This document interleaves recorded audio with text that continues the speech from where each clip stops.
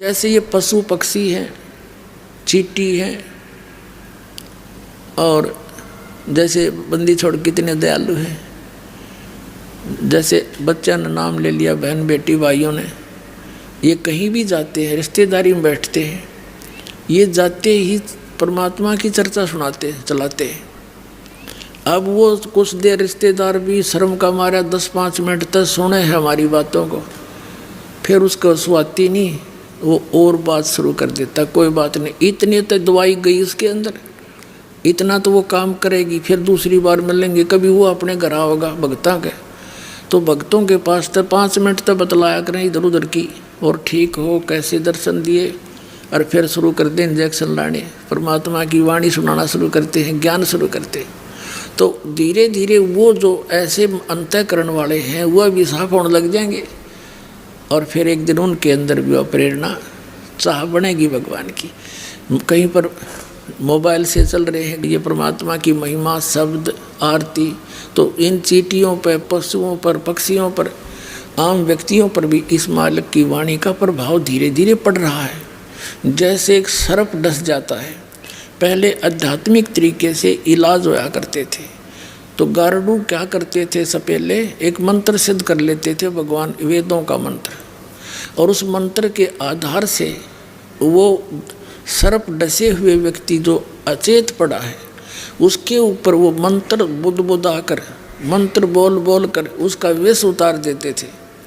अब ना तो वो व्यक्ति सुन रहा है ये मंत्र बोल लेके है, क्योंकि वो शरीर उस वो तो अचेत पड़ा हुआ है, उस बॉडी का जो विष था उस मंत्र ने उतार दिया, जबकि उस बॉडी वाला, शरीर वाला वो जीव था वो सुन भी नहीं रहा था ये बोल लेके है।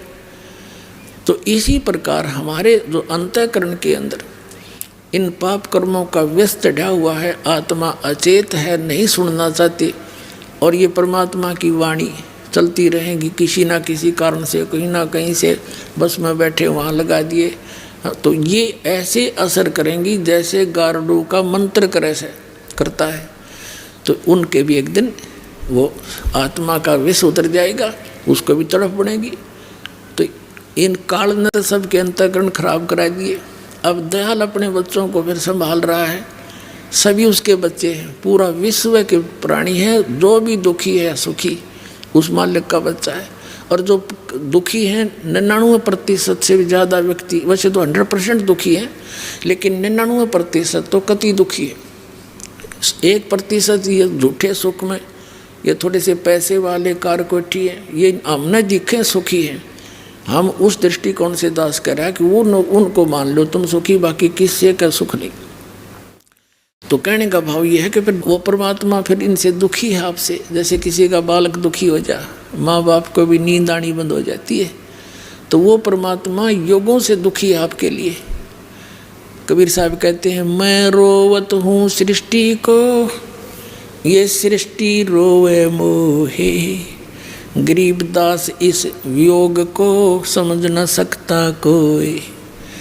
परमात्मा कहते हैं, गरीबदास साहिब जी बता रहे हैं कि कबीर साहब ये कह रहे हैं कि मैं तो इन्हें रो रहा हूँ कि मैं भगवान हूँ, तुम गलत स्थान पर रह रहे हो, ये काल का लोक है, और तुम जिन संतों और पंथों में जाकर के जो साधनाएं कर रहे हो ये काल की पूजा है, इससे मोक्ष नहीं हो सकता।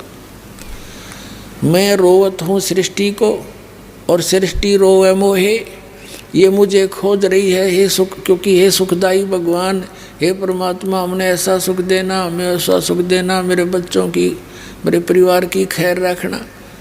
कसाई के बाड़े में बंध रहे और बकरे अपने बच्चों की कुशल मनावे, कब तक? अब दयाल के बाड़े में आ जाओ, बरवाला आश्रम में, और फिर देखो काल निकट आके दिखाइयो।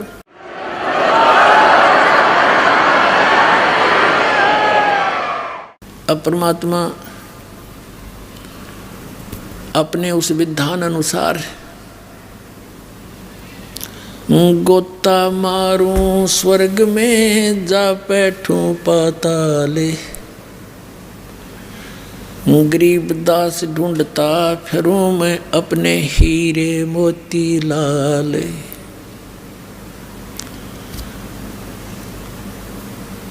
और अब उस आधार से आपको थोड़ी सी एक कथा सुनाते हैं। एक धर्मदास नाम के बांधवगढ़ के रहने वाले एक सेठ थे, बहुत बड़े वैश्य कुल में जन्म था। एक रूपदास नाम के एक संत से उनने उपदेश ले रखा था। श्री राम, श्री कृष्ण, श्री विष्णु, श्री शंकर भगवान के कट्टर पुजारी थे। एकादशी का व्रत रखते थे।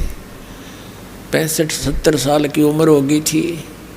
घर में मतलब वैष्णु साधु जैसा वेशभूषा बनाकर एक तिलक लगा के माथे पे और एक कंठी माला गले में डाल कर एक उसकी तुलसी के लकड़ी की, यानी पूर्व जो भी वैष्णु परंपरा से दीक्षित प्राणी जो व्यक्ति होते थे उनको ये ऐसी वेशभूषा बना देते थे वह संत जन।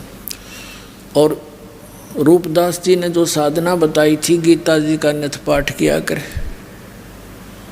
राम कृष्ण की पूजा किया करो, राम कृष्ण विष्णु शिव जी की, और एकादशी का व्रत रखो, 68 तीर्थों में जाने से बड़ा पुण्य होता है।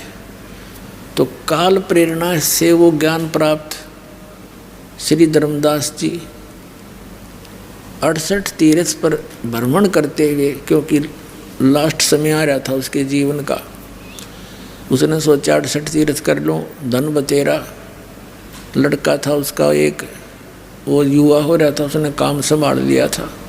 उसने सोचा लास्ट समय चल रहा है जीवन का, जैसे गुरु जी ने बताया सारा ये काम कर चालूँ। अब जिसको भगवान की चाह है वो तन मन धन से लग जाता है। अब पुण्यात्माओं, आदरणीय गरीबदास साहिब जी ने परमात्मा से प्राप्त अपनी दिव्य दृष्टि के बाद उस आत्मा और परमात्मा का जो संवाद हुआ और जैसी लीला भगवान किया करते हैं वो चित्रार्थ की है, सुनाता हूँ आपको। आपको दास ने बहुत बार बताया, इन वेदों और गीता जी और पुराणों का ज्ञान दास को सन 2000 में हुआ। उससे पहले सन 1988 से सन 2000 तक 12 वर्ष तक इस दास ने इस गरीबदास साहिब जी की वाणी के आधार से सत्संग किया, और इसके आधार से जो सत्संग किया वो भी हमारे जो पुराने भक्त उनको सबको मालूम है। वो कैसेट अभी तक उनके पास उपलब्ध है।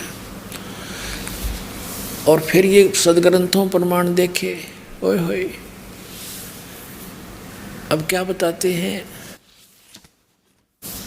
जैसे गरीबदास जी कहते हैं, सतगुरु आए दया करी, ऐसे दीन दयाले, बंदी छोड़ वृत्तास का, जठरग्नि प्रतिपाले।